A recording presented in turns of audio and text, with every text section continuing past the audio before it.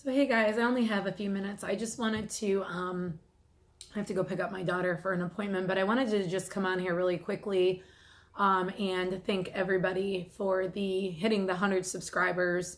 I don't know if I don't even know what the word is I'm trying to use today. My brain is it's pretty horrible. But I just want to really thank everybody for watching my channel. And again, I want to emphasize my channel is to really bring awareness. We don't have enough. Doctors don't know how to get us off this stuff. I mean, anybody that you go to, I think I'm getting a little bit of laryngitis, I'm sorry. Anybody that we go to is pretty much clueless. Detox centers, primary doctors, psychiatrists, although these are the people that are handing out this med. So I just feel like I really need to emphasize enough that my channel is to bring awareness. It's to bring families to my channel. There's a lot of us who are not being believed. There's a lot of us where families are thinking we're lying about our illness, that we're just lazy, we don't want to work.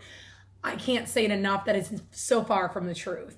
I was, before this, a happy-go-lucky, writing music in my hobby time. I had a business online, a retail business for a long time. I was going back to school. I wanted to go in for psychology. There was so much that I wanted to do with my life before Benzo's. And now, not saying it's over because I don't feel like my life is over, but I've had a huge roadblock put in the center of things that I can't do right now because I can't focus on something longer than 30, 40 minutes without my brain sitting here. Like even when I'm talking to you guys, trying to build my words, it's like I know what I want to say but can't get it out. So my cognitive behavior right now is a wreck. It's truly a wreck.